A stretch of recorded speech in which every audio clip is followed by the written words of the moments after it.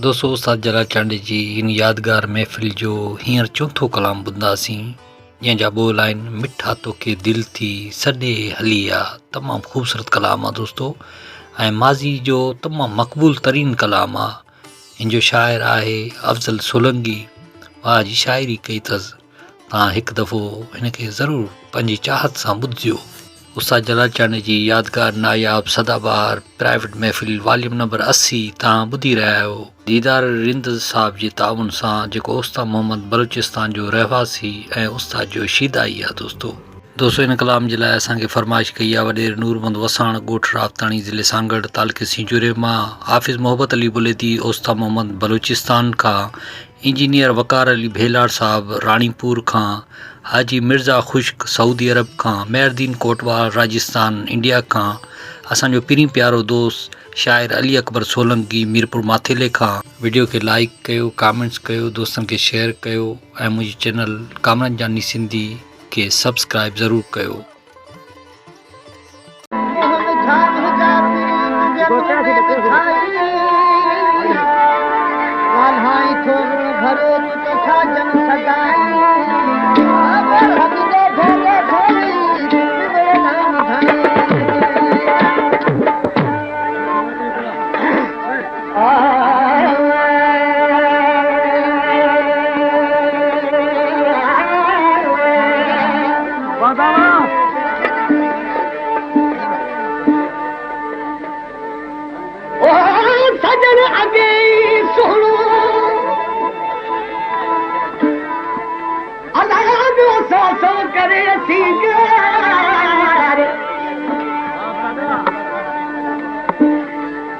सजन अगे ई सुनो दो सौ सौ करे असीगार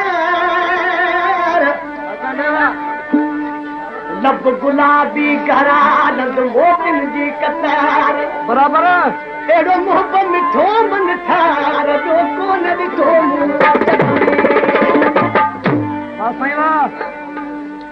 फरमाशा गुलाम कादर ऐं खादम दौर मिठा तोखे दिल थी सॾे हली